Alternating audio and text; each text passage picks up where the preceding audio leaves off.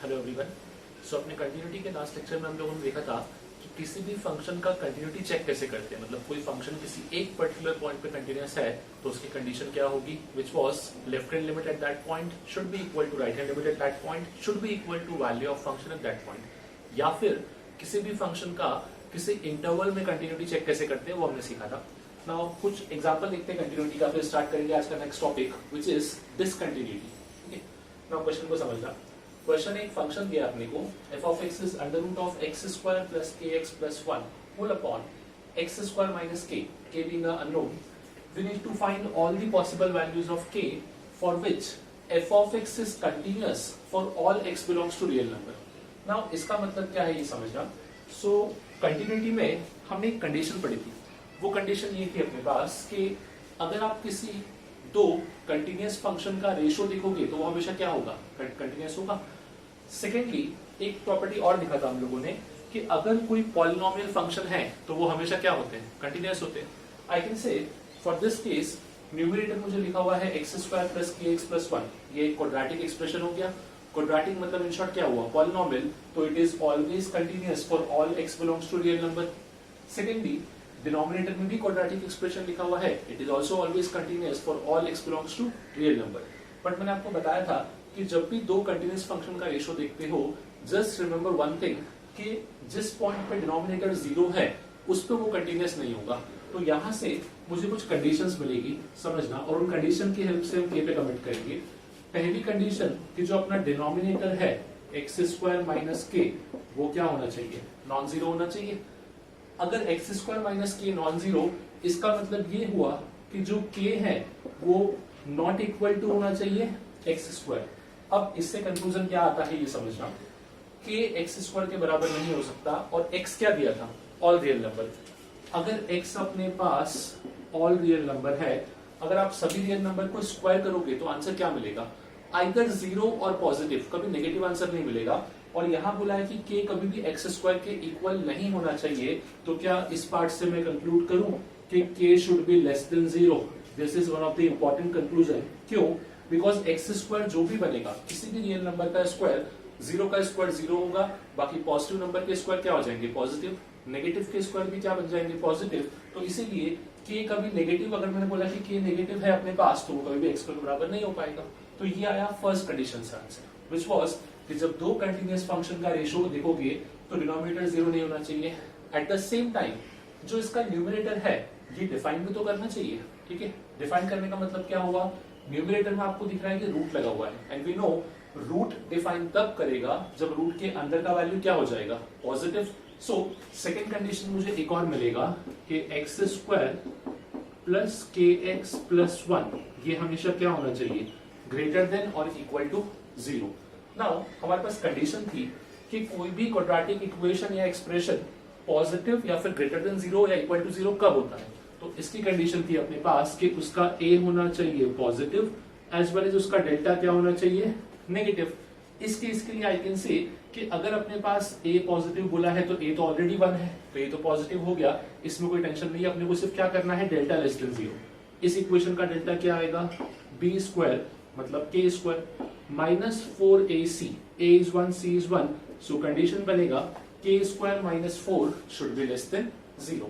अच्छा, इस केस के लिए पर्टिकुलरली हम लोग यहाँ पे लेस देन और इक्वल टू दोनों केस काउंट कर सकते हैं, बिकॉज इक्वल टू में अपने पास रूट मिल जाएंगे एंड दैट टू सेटिस्फाइज अपनी कंडीशन। नाउ अगर k square minus 4 less than equal to 0 है तो क्या इसको हम लिख सकते हैं k minus 2 into k plus 2 less than equal to 0। इसको सॉल्व करना हमको आता है नंबर लाइन के थ्रू। यहाँ पे क्रिटिकल पॉइंट क्या आ जाएंगे, माइनस 2 प्लस 2, साइन यूज करेंगे प्लस माइनस प्लस, हमको चाहिए लेस देन और इक्वल टू 0 मतलब नेगेटिव वैल्यू, तो यहां मैं लिखूंगा k का वैल्यू रहेगा फ्रॉम -2 टू +2। ये आया अपना सेकंड पार्ट का आंसर। नाउ मुझे k पे कमेंट करना था, मेरे पास k को लेके दो कंडीशंस बनी है और दोनों कंडीशन से सेपरेट आंसर है। फाइनली आपको क्या लिखना है, दोनों का कॉम्बिनेशन लिखना पड़ेगा। सो अगेन नंबर लाइन को यूज कर लेंगे। नंबर लाइन को मैंने यूज किया और दोनों आंसर्स को प्लॉट करूंगा एंड आई विल ऑब्जर्व कि कहां पे आपको कॉमन वैल्यूज मिलेंगे। सो k लेस देन 0 का मतलब होगा ये पार्ट 0 को एक्सक्लूड करते हुए 0 से छोटा part. Next is from -2 to +2, so यहाँ पे आएगा अपने पास -2, समवेयर हियर इज +2, सो -2 को इंक्लूड करते हुए +2 तक का पार्ट। नाउ आप ऑब्जर्व कर सकते हो कि दोनों लाइंस कॉमन किस रीजन में दिख रही हैं, from this part up to this part, जिसको मुझे फाइनली लिखना चाहिए कि k बिलोंग्स टू -2 जो है वो दोनों में काउंटेड है, सो -2 to 0, 0 is not counted in this part, तो ये रहेगा अपना answer k belongs to -2 to 0। That means अगर आप k को -2 से 0 का कोई भी वैल्यू दोगे तो ये function will be continuous for all values of x belongs to real number. Basically यहाँ पे मैंने कंडीशन क्या यूज किया, जितना भी प्रॉपर्टीज था हमने उसको यूज कर लिया। लाइक यहाँ पे पॉलिनोमियल फंक्शन था तो रेशो कंटिन्यूअस होगा। कंडीशन सेकेंड इज कि रूट है तो रूट के अंदर का वैल्यू हमेशा क्या होना चाहिए, पॉजिटिव, तभी फंक्शन डिफाइन करेगा। नेक्स्ट इज डिनोमिनेटर क्या होना चाहिए, नॉन जीरो, तो वही फंक्शन डिफाइन करेगा। इसमें जो ये वाला पार्ट है ये इंपॉर्टेंट है, इसको ध्यान रखना, इसको आप बहुत ज्यादा यूज करोगे, बिकॉज बहुत बार ऐसा होता है कि आपको ऐसी कंडीशन मिलती है कि a is not equal to x square, पर इस पे कमेंट क्या करें, तो इस पे कमेंट कर सकते हो आप with the help of x कि यहाँ बोला है x belongs to real number, अगर x रियल नंबर को बिलोंग करता है तो उसका स्क्वायर हमेशा क्या होगा, पॉजिटिव। दैट मींस k आपका होना चाहिए नेगेटिव, तभी दोनों इक्वल नहीं होंगे। Okay, now moving on to next part of the chapter, which is discontinuity. ठीक है, जैसा हमने स्टार्टिंग में डिस्कस भी किया था लास्ट लेक्चर में कि ज्यादा फोकस कंटिन्यूटी पे ना हो कि डिसकंटिन्यूटी पे रहेगा। द रीजन बीइंग कि कंटिन्यूटी के लिए कंडीशंस बहुत ही लिमिटेड, इनफैक्ट एक ही कंडीशन है अपने पास, बट डिसकंटिन्यूटी के लिए बहुत सारे रीजंस भी हैं, फंक्शंस की वैरायटी भी ज्यादा है, तो उनको समझते हैं। पहले मैं स्टार्ट करूंगा बेसिक डिसकंटिन्यूअस फंक्शन। जो हमने फंक्शंस पढ़ा था उस फंक्शन में आपको याद होगा कि किस किस फंक्शन के ग्राफ ब्रेक हो गए थे, किस किस फंक्शन के ग्राफ आप एक बार में ड्रॉ नहीं कर पाए थे, तो पहले उन फंक्शन को डिस्कस करते हैं, starting with the trigonometric function. सबसे पहले अगर मुझे रिकॉल होगा तो दैट इज tan, क्योंकि tan का जो ग्राफ था वो ऐसे पैचेस में बना हुआ था अपने पास। tan का वैल्यू अपने पास डिसकंटिन्यूअस कहाँ हुआ था, तो π/2 के सारे मल्टीपल्स पे, दैट इज π/2 के ऑड मल्टीपल्स पे। तो यहां मैं बोलूंगा पॉइंट ऑफ डिसकंटिन्यूटी क्या रहेगा, x belongs to 2n + 1 π/2। Next अपने पास tan अगर डिसकंटिन्यूअस है तो ऑब्वियसली cot भी डिसकंटिन्यूअस था, बिकॉज cot का भी ग्राफ ब्रेक हुआ था। वो डिसकंटिन्यूअस कहाँ था, at multiples of pi, because जब पाई का मल्टीपल आएगा तो साइन 0 होगा, and cot is nothing but cos upon sine, तो वो भी क्या हो जाएगा अपने पास 0, अपॉन में बनेगा 0, net terms become infinity. Third tan cot हुआ अपने पास। Next is cosec x। ठीक है, cosec x डिसकंटिन्यूअस वहां बनेगा जहां पे sin 0 होगा। sin 0 कहां होता है, again same, x belongs to n pi, तो ये होगा अपने पास cosec x वाले पार्ट का answer. Next is sec x। So sec x अपने पास डिसकंटिन्यूअस वहां होगा जहां पे cos 0 बनेगा, that is again at odd multiples of π/2, so 2n + 1 π/2। ये तो हमने डिस्कस किया बेसिक ट्रिग्नोमेट्रिक फंक्शन कौन जो डिसकंटिन्यूअस होते हैं, और कौन कौन से हमने ग्राफ देखे थे डिसकंटिन्यूअस थे जो। सो एक फंक्शन मुझे रिकॉल होता है, that is greatest integer x, याद है, जिसको हम बोलते हैं स्टेप फंक्शन, पहले एक स्टेप, फिर सेकंड स्टेप, फिर थर्ड स्टेप। तो जब एक पार्ट प्लॉट कर लोगे फिर नेक्स्ट आपको जंप करना पड़ता है, वो जंप जो होता था हमेशा इंटीजर पे होता था, तो यहां मैं बोलूंगा it is discontinuous at all the integral points, +1 +2 +3 -1 -2 0, इन सब पॉइंट्स पे क्या होगा, डिसकंटिन्यूअस। इसी फंक्शन से हमने एक फंक्शन और बनाया था जिसको मैंने बोला था फ्रैक्शनल पार्ट। ठीक है, फ्रैक्शनल पार्ट की खास बात क्या थी कि उसका जो फंक्शन था वो वैल्यू सिर्फ 0 से 1 में लाई करता था, और इस टाइप से पैचेस बने थे अपने पास, जो अगेन इंटीजर पॉइंट पे ही डिसकंटिन्यूअस हुआ था। तो अगेन इसका भी डिसकंटिन्यूटी का पॉइंट क्या हो जाएगा, at all the integral points. Next अपने पास एक हमने देखा था जिसको हमने बोला था सिग्नम फंक्शन। लाइक अगर मैं बात करूं सिग्नम ऑफ x, ठीक है, जिसका वैल्यू था अपने पास mod of x upon x, ये एक ही पॉइंट पे डिसकंटिन्यूअस था at x equal to 0। So these are some of the basic discontinuous function जो हम लोगों ने देख रखे हैं। लाइक आप लोगों से लॉग भी डिसकंटिन्यूअस है, बट उसके डोमेन में वो कंटिन्यूअस था। इनफैक्ट एक चीज और समझना यहाँ पे कि डिसकंटिन्यूटी का पॉइंट आया कहां से, उसका सिग्निफिकेंस क्या है।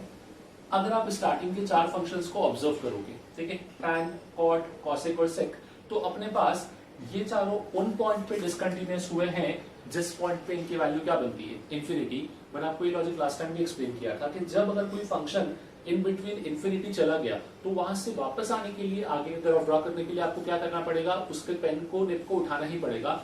अदरवाइज आप कंप्लीट ग्राफ प्लॉट नहीं कर पाओगे। तो वही रीजन यहाँ भी था, लाइक टैन को हमने क्या बोला, पाई बाय 2 के मल्टीपल पे डिसकंटिन्यूअस है, कॉट को हमने बोला पाई के मल्टीपल पे। द रीजन भी कॉट 0 भी होता है इन्फिनिटी, कॉट पाई भी होता है इन्फिनिटी, कॉट 2 पाई भी होता है इन्फिनिटी, और एक बार इन्फिनिटी चले गए तो आगे का ग्राफ प्लॉट करने के लिए मुझे वापस से पेन को उठा के लाना पड़ेगा, जिसकी वजह से जब जब अपने पास फंक्शन इन्फिनिटी बनता है तो उस पॉइंट पे तो अपने पास डिसकंटिन्यूअस होगा ही होगा। This is one of the basic you can से लॉ ऑफ डिसकंटिन्यूटी, कि जो फंक्शन या कोई भी फंक्शन अगर किसी एक पर्टिकुलर पॉइंट पे डिसकंटिन्यूअस है या किसी एक पर्टिकुलर पॉइंट पे उसकी वैल्यू इन्फिनिटी हो गई, दैट मींस फॉर श्योर वो उस पॉइंट पे डिसकंटिन्यूअस होगा ही होगा। ठीक है, नाउ ये तो अपने बेसिक स्टैंडर्ड फंक्शन थे। अब हम देखते हैं कि डिसकंटिन्यूटी के रीजंस क्या क्या होते हैं। लाइक एक रीजन तो हमने खुद देख लिया यहाँ पे कि जब किसी फंक्शन की वैल्यू क्या बन जाती है इन्फिनिटी, तो फंक्शन क्या हो जाता है डिसकंटिन्यूअस। लाइक और भी रीजंस है, तो उन सब रीजन को ऑब्जर्व करते हैं in the next part which is reasons for discontinuity. Okay, now moving on to next part, that is reasons of discontinuity. अब कुछ लॉजिक तो हम लोगों ने देख रखे हैं कि लाइक कंटीन्यूअस फंक्शन की कंडीशन क्या थी कि LHL should be equal to RHL should be equal to value of function.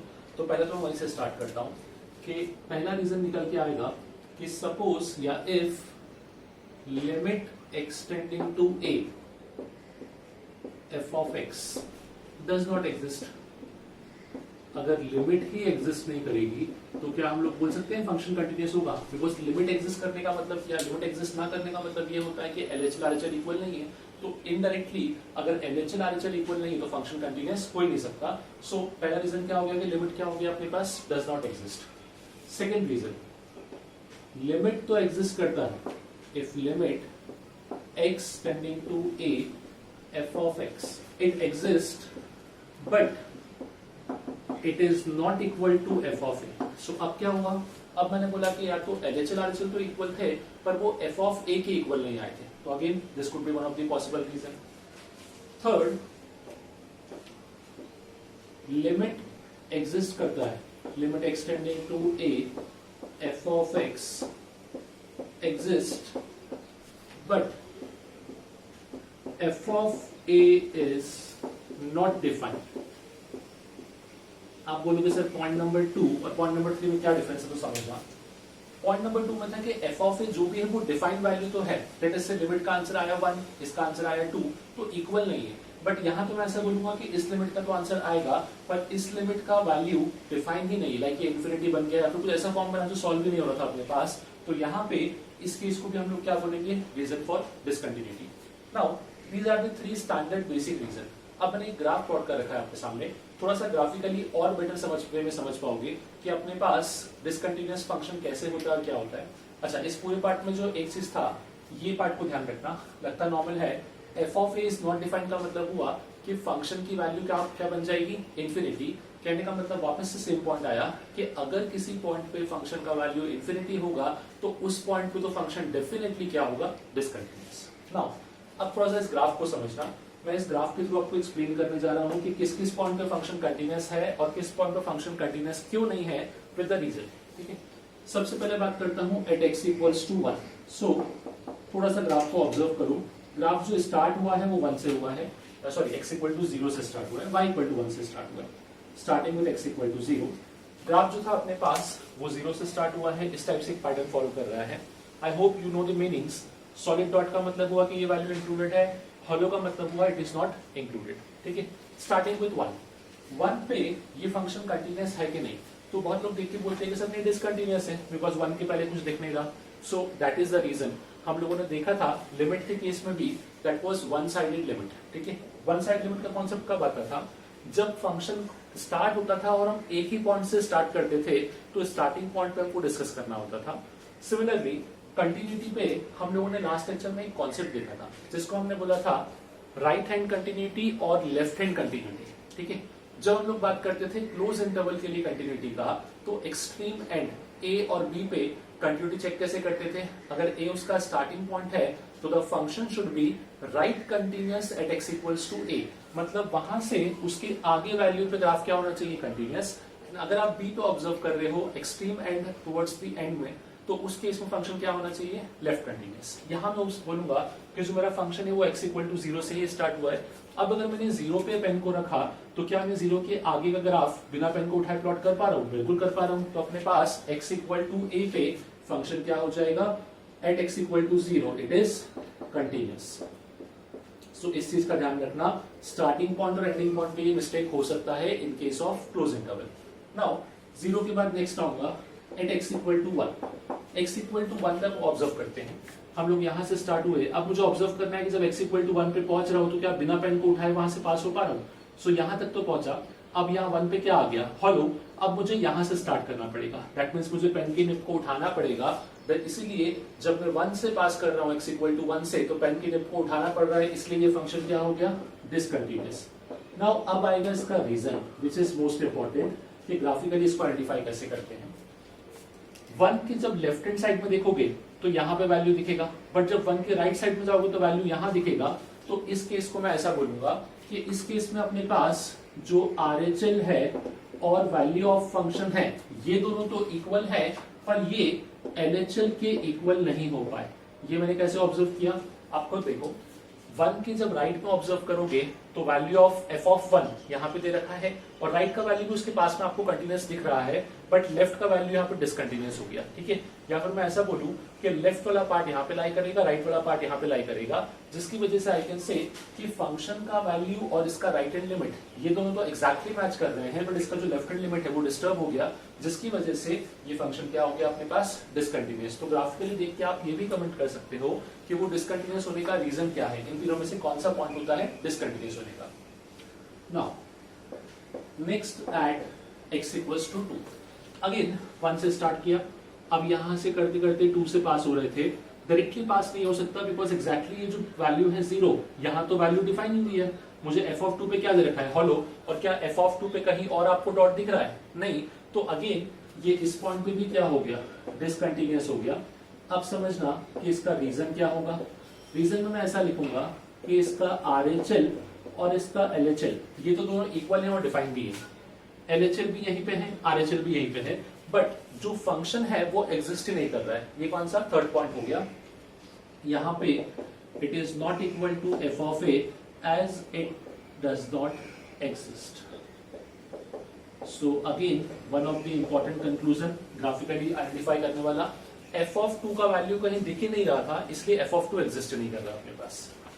Next at x equal to 3, x equal to 3 पे जब मैं आऊंगा तो अगेन यहां से कंटिन्यू करना स्टार्ट किया, यहाँ पे आए नॉर्मल, अगेन एक मुझे जंप दिख रहा है बिकॉज यहाँ पे अगेन हॉलो आ गया, पर उस जंप की वैल्यू ऊपर कहीं पे है। सो अगेन मुझे पेन की टिप को उठाना पड़ेगा, अदरवाइज मैं उसको प्लॉट नहीं कर सकता। सो डिसकंटिन्यूअस तो है, डिसकंटिन्यूअस, बट अब यहाँ रीजन क्या होगा समझना, RHL is equal to LHL, ये दोनों इक्वल हैं बिकॉज LHL जस्ट पहले वाला वैल्यू, RHL जस्ट बाद वाला, दोनों मैच कर जाएंगे। बट अब f ऑफ a का वैल्यू इक्वल नहीं हुआ, वो एग्जिस्ट करता है but it is not equals to f of a। तो ये होगा इस पार्ट का reason at x equal to 3। Next at x equal to 4। अब 3 से आपने स्टार्ट किया, यहां से आए 4 पे आपको सॉलिड डॉट दिख रहा है, मतलब आप डायरेक्टली पास कर सकते हो without picking up your pen. तो यहाँ पे 4 पे फंक्शन क्या हो जाएगा, कंटिन्यूअस। तो it is continuous at x equal to 4, continuous at x equals to 4. Now next and last point at x equal to 5, x equal to 5 पे क्या हो जाएगा। So again 4 से आपने स्टार्ट किया, अब देखो 5 पे क्या हो रहा है, 5 पे फंक्शन कहाँ जा रहा है, इन्फिनिटी पे जा रहा है। तो अगेन ये भी क्या हो जाएगा, डिसकंटिन्यूअस। क्यों, as f of 5 is equal to infinity। f of 5 क्या हो गया अपने पास, इन्फिनिटी, इसलिए उस पॉइंट पे फंक्शन क्या होगा, डिसकंटिन्यूअस। तो इस चीज को समझो, यहाँ पे मैंने आपको थ्योरेटिकली वो पॉइंट लिख रखे हैं कि रीजन ऑफ डिसकंटिन्यूटी क्या होते हैं, ग्राफिकली उनको ऑब्जर्व कैसे करना है वो आप इस ग्राफ को देख के यहाँ पे समझ सकते हो। नाउ इस टाइप के ही कुछ क्वेश्चन देखते हैं कि क्वेश्चन के थ्रू पॉइंट ऑफ डिसकंटिन्यूटी को सॉल्व कैसे करते हैं। ओके, डिसकंटिन्यूटी बेस्ड कुछ क्वेश्चन देखते हैं। सो हमको निकालना है point of discontinuity of these functions. Start करते हैं फर्स्ट फंक्शन के साथ। आपको दिख रहा होगा सभी क्वेश्चन सेम टाइप के हैं, सब में डिनोमिनेटर में फंक्शन दिया है, एंड डिसकंटिन्यूटी सिर्फ तब आएगा जब डिनोमिनेटर क्या बन जाएगा, 0, बिकॉज जब डिनोमिनेटर 0 बनेगा तो आपका नेट वैल्यू फंक्शन का क्या हो जाएगा, इंफिनिटी। सो फर्स्ट क्वेश्चन के लिए कंडीशन क्या बनना चाहिए अपने पास? कंडीशन बनना चाहिए twice sine x minus 1 should not be equals to 0। That means यहां से कंडीशन बनेगा sine x is not equals to 1/2। अब ये क्वेश्चन जो है ये ट्रिग्नोमेट्रिक इनइक्वेशन या ट्रिग्नोमेट्रिक इक्वेशन का बन गया है। इसका अपने पास सोल्यूशन था, क्या इसी को आप लिख सकते हो? Sine x is not equals to sine of π/6 and sine के केस में सोल्यूशन आता था x is equal to n pi plus minus 1 raised to power n alpha। सो इस केस में हम लोग बोलेंगे फ्रॉम दिस कंडीशन कि जो अपना x है that should not be equal to n pi plus minus 1 to the power n times π/6। ये जो मैंने आंसर लिखा है it is through trigonometric equation. I hope आपको याद होगा कि जब sine theta equal to sine alpha को सॉल्व करते थे तो ये अपना आंसर आता था x is equal to n pi plus minus 1 raise to n times alpha. Now moving on to second part which is f of x equal to 1 upon x square minus 3 times mod x plus 2। देख अब यहाँ पे mod लगा हुआ है तो दो case को केयरफुली सॉल्व करना पड़ेगा। पहला केस 1, केस 1 क्या होगा? When x is positive. अब अगर x पॉजिटिव है तो मॉड का इंपैक्ट होगा ही नहीं, पॉजिटिव वैल्यू पे मॉड लगाओ कुछ फर्क नहीं पड़ेगा, तो वहां से अपना कंडीशन बनेगा x square minus 3x plus 2 should not be equal to 0। इसको आप फैक्टराइज कर लोगे तो ये आएगा x minus 2 into x minus 1 not equals to 0 और you can say x should not be equal to 1 और 2। ये आएंगे दो values. As 1 and 2 also satisfies this condition, that means ये अपना solution है। So this is case 1 का solution। Next is case 2। Case 2 क्या हो जाएगा? When x is less than 0। अब अगर x नेगेटिव है तो we know नेगेटिव वैल्यू को मॉड क्या कर देता है? पॉजिटिव साइन चेंज कर देता है। तो यहाँ भी साइन चेंज करके मैं इसको ओपन करूंगा, इसी को I would write x square plus 3x plus 2। Negative का क्या हो गया? Positive. Now this term should not be equal to 0। अब इसको हम लोग फैक्टराइज कर लेंगे तो इसके फैक्टर्स आएंगे x square plus 2x plus x plus 2। This should not be equal to 0। That means यहाँ पे I can write x plus 2 into x plus 1 not equals to 0 और I can say x should not be equal to minus 2 और minus 1। So ये होगा अपना answer for this case which satisfies our condition. तो finally इन दोनों case को मिला के मुझे एक आंसर मिलेगा कि जो x है that should not be equal to plus minus 1 और प्लस माइनस 2। ये होना चाहिए आपके सेकंड पार्ट का answer using the same condition कि denominator should not be equal to 0। Now moving on to third case. Third case is nothing but f of x equal to 1 upon x raise to 4 plus x square plus 1। थोड़ा सा इस question को observe करना। जब हम बात करते हैं x raise to 4 plus x square plus 1 तो क्या I can write x raise to 4 as x square का square plus x square plus 1। Now x आप कुछ भी पुट करो, क्या x स्क्वायर का भी नेगेटिव हो सकता है? नहीं। तो आई कैन से ये वैल्यू हमेशा पॉजिटिव होगा, ये भी पॉजिटिव होगा और ये तो ऑलरेडी पॉजिटिव है। That means simply x raise to 4 plus x square plus x ये हमेशा क्या होगा? Greater than 0। दैट मीन्स इसका डिनोमिनेटर कभी 0 नहीं बन सकता। तो I can say this function is always continuous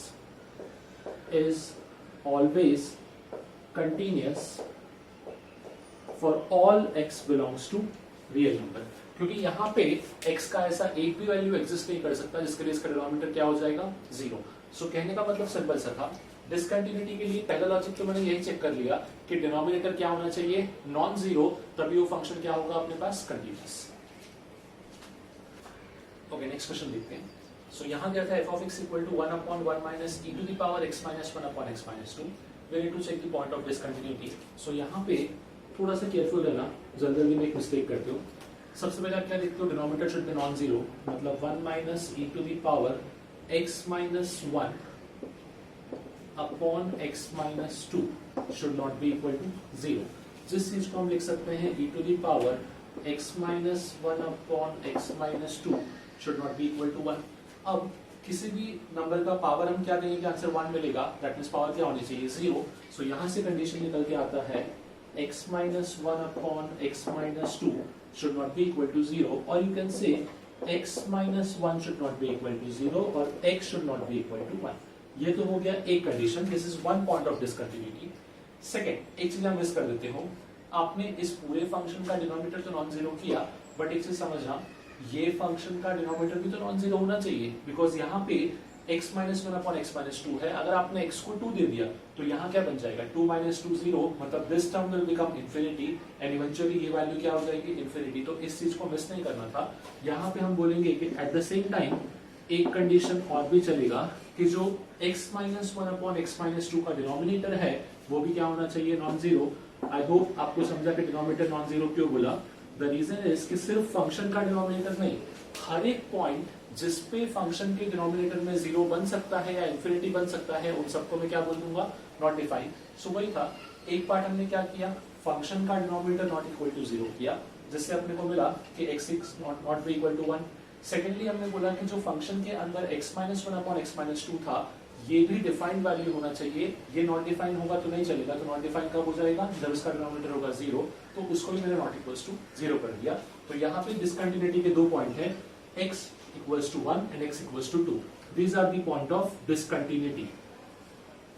Now, next. सबसे पहले तो इस पार्ट के लिए अगर मुझे कंटिन्यूटी या डिसकंटिन्यूटी के पॉइंट्स निकालने हैं तो पहले मुझे क्वेश्चन को सिंप्लीफाई करना पड़ेगा। Greatest integer of greatest integer. एक चीज बताओ, जीआईएफ करता क्या है? जीआईएफ क्या करता है, अपने पास कोई भी वैल्यू अगर नंबर पॉइंट में हो, लाइक 7.3, तो उसको क्या बना देता है, इंटीजर। उसके जस्ट पहले वाला क्लोजेस्ट इंटीजर।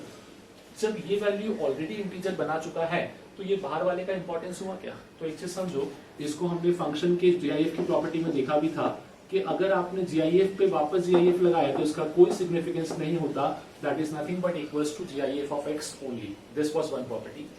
सेकेंड प्रॉपर्टी मैंने आपको बताया था कि कभी भी आप जीआईएफ के साथ प्लस माइनस या x के साथ प्लस माइनस n करो और पूरे का जीआईएफ लो, so that is equals to GIF of x plus minus n, provided जो आपका n है वो क्या होना चाहिए, n should be a integral value. ठीक है, n पॉइंट में नहीं होना चाहिए, कोई नंबर होगा तो उसको आप यूज कर सकते हैं। और यहाँ वही कंडीशन थी, क्या लिखा था, GIF of x minus one. तो क्या GIF of x minus one, इस पार्ट को हम लिख सकते हैं जीआईएफ ऑफ x माइनस 1। मैंने क्या किया, क्वेश्चन में जो दो टर्म दिए थे दोनों को सिंप्लीफाई किया। अब मैं फंक्शन को ऑब्जर्व करता हूं कि मेरा फंक्शन क्या दिखेगा। सो फंक्शन दिखेगा f of x is equal to GIF of x। इसको हमने क्या बोला, it is nothing but GIF of x minus the whole bracket GIF of x minus 1। अब इसको सिंप्लीफाई कर लो, सो ये क्या बनेगा, GIF of x minus GIF of x plus 1। That means GIF of x तो आपस में कैंसिल हो गया। फंक्शन मुझे सिर्फ इतना मिला है कि f of x equal to 1। Now f of x equal to 1 का मतलब क्या हुआ, इसका मतलब हुआ एक constant function y equal to 1। Constant function का मतलब होता है स्ट्रेट लाइन जो आपका क्या होगा, x एक्सिस के पैरेलल। अगर ये बन गया है straight line parallel to x axis, तो ये कभी डिसकंटिन्यूअस नहीं होगा, ये हमेशा क्या होगा, कंटिन्यूअस। तो मैं बोलूंगा it is always continuous, it is always continuous for all x belongs to real। ये होगा अपना इस पार्ट का आंसर, बिकॉज जो फंक्शन सिंप्लीफाई हुआ फाइनली इन सबको सॉल्व करने के बाद, वो सिर्फ एक कांस्टेंट फंक्शन बन गया। ओके, सो नेक्स्ट पार्ट देखते हैं, it is types of discontinuity. Now हमने डिसकंटिन्यूटी देखा कि डिसकंटिन्यूटी के पॉइंट कैसे निकालते हैं। अब इसके कुछ स्पेसिफिक टाइप्स भी हैं, तो इसको समझना। मैं आपके सामने एक चार्ट प्रिपेयर कर रहा हूँ, तो इस चार्ट को समझने का ट्राई करो, फिर हम उस चार्ट के हर एक एलिमेंट को ऑब्जर्व करेंगे और उनको डिफाइन करेंगे। टाइप्स ऑफ डिसकंटिन्यूटी मेजरली अगर मैं ऑब्जर्व करूं तो ये दो कैटेगरी में डिवाइडेड है। दो कैटेगरी कौन सी, फर्स्ट होगा अपने पास रिमूवेबल डिसकंटिन्यूटी। ठीक है, जिसको आप रिमूव कर सकते हो by using certain operation. Obviously first अगर रिमूवेबल है तो सेकेंड होगा अपने पास इररिमूवेबल डिसकंटिन्यूटी। सेकेंड केस में हम उस डिसकंटिन्यूटी को रिमूव नहीं कर सकते। ठीक है, जो फर्दर रिमूवेबल है उसको भी हम दो कैटेगरी में डिवाइड कर सकते हैं। इट इज, इसका फर्स्ट कैटेगरी होता है missing point discontinuity, missing point discontinuity, and second रहेगा इसी का रिमूवेबल का, it is isolated point discontinuity.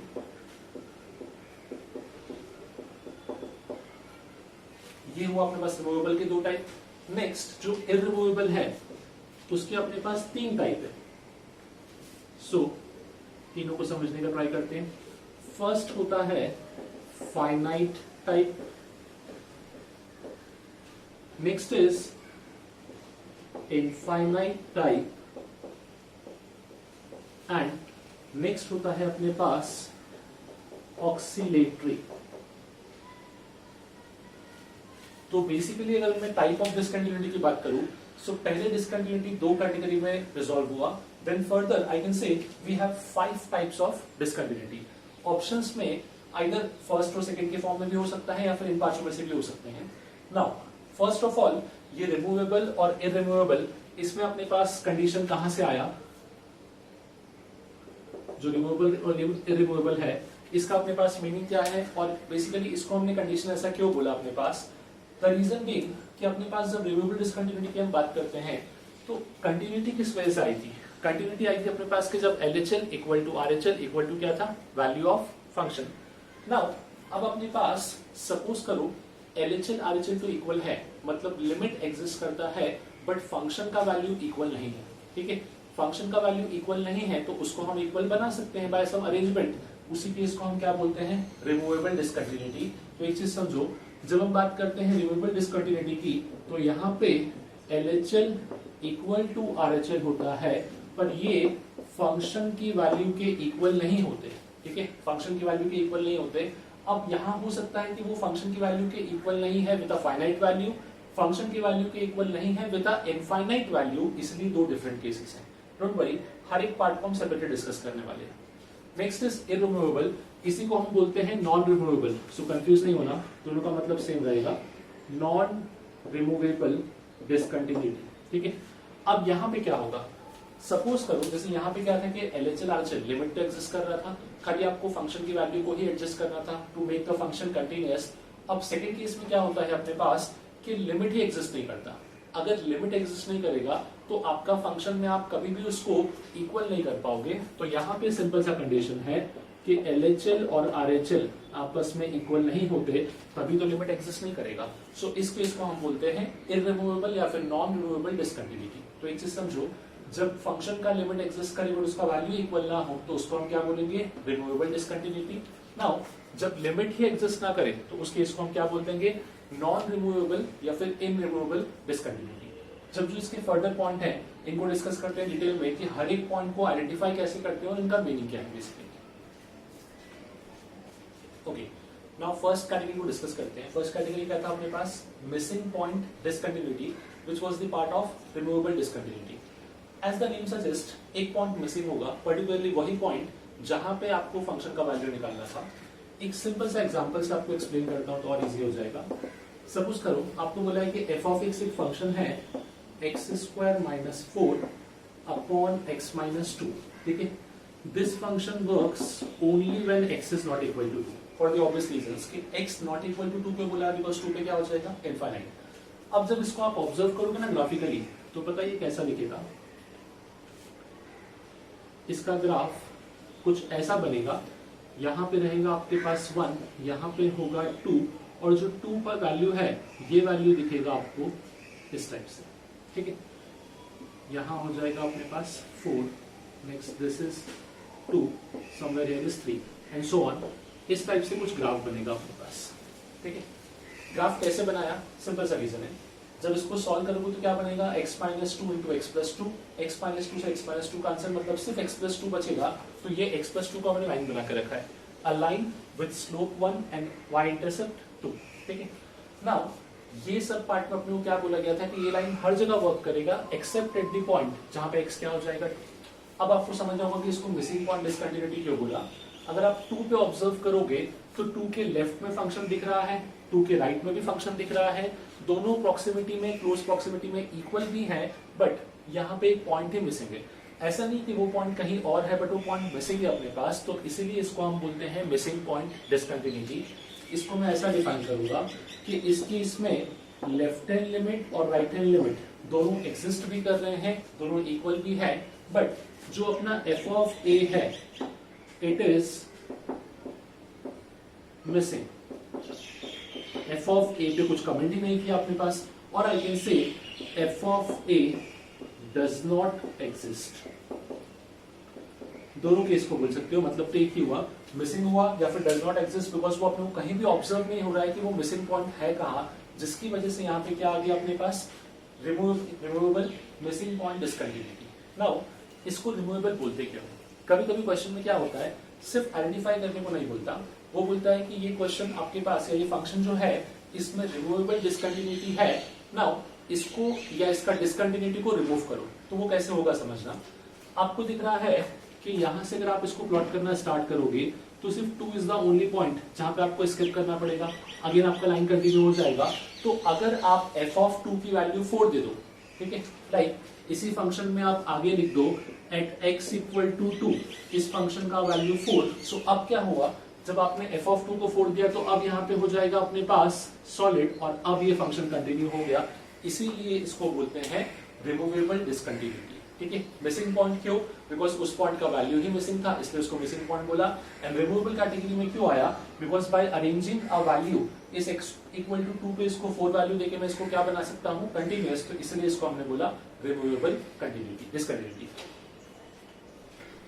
Okay, now removable का सेकंड पार्ट देखते हैं, which is isolated point discontinuity. अब जैसे आपने देखा कि मिसिंग पॉइंट में क्या था कि वो जो LHL RHL के बीच का पॉइंट था वो मिसिंग था, उसका वैल्यू दिया ही नहीं था। अब मैं एक फंक्शन और लिख रहा हूं, इसको समझने का ट्राई करूं। सपोज फंक्शन है मेरे पास greatest integer of x plus greatest integer of -x। ठीक है, मैंने सिर्फ ये फंक्शन लिख रखा है, पर आप अगर चाहो तो इस फंक्शन को फर्दर भी रिजॉल्व कर सकते हो। देखना कैसे, इसी फंक्शन को मैं लिख सकता हूं, अब x का एक पॉजिटिव वैल्यू पिक करो। ठीक है, पॉजिटिव वैल्यू मतलब लेट अस से मैंने बोला आपसे कि सपोज आपने लिया 1.3, ठीक है, 1.3 का GIF कितना हो जाएगा 1, माइनस 1.3 का GIF ये होगा -2।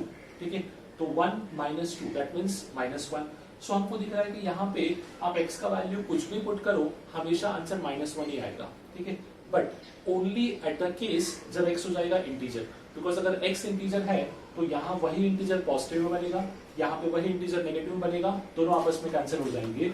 तो इसके दो आंसर है, 0 when x belongs to integer, secondly आपने x को पॉजिटिव या नेगेटिव वैल्यू कुछ भी लो हमेशा -1 बचेगा। लेट अस से सपोज मैंने बोला x इज 7.55, 7.55 का GIF that is equal to 7, minus of 7.55 का GIF इज -8। बताया था नेगेटिव में लेफ्ट हैंड साइड पे आओगे तो वैल्यू और कम हो जाएगी।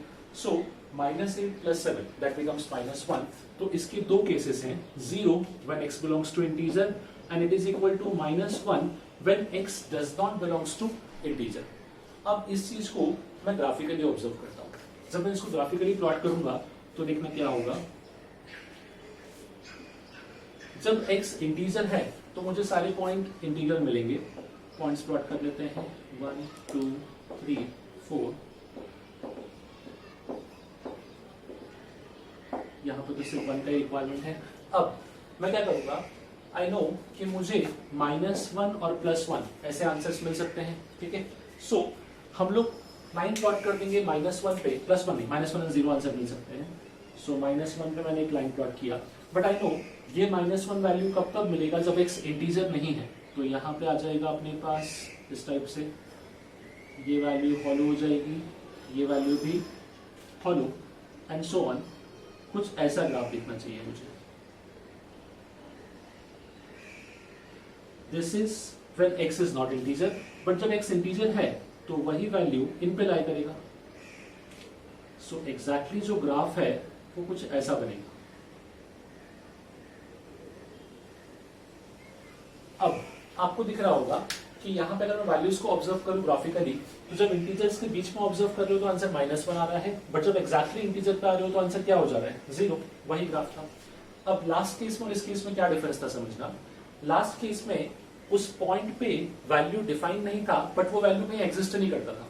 यहाँ पे वो वैल्यू यहाँ पे डिफाइन नहीं है, बट इसी पॉइंट पे एग्जिस्ट करता है, इसीलिए इसको क्या बोला, आइसोलेटेड पॉइंट। लास्ट केस में क्या हुआ था, वो पॉइंट ही मिसिंग था, उस पॉइंट पे आंसर था ही नहीं अपने पास, बट इस केस में वो आंसर है, बट वो आंसर कहीं और लाई कर रहा है, तो इसको हम बोलते हैं आइसोलेटेड पॉइंट डिसकंटिन्यूटी।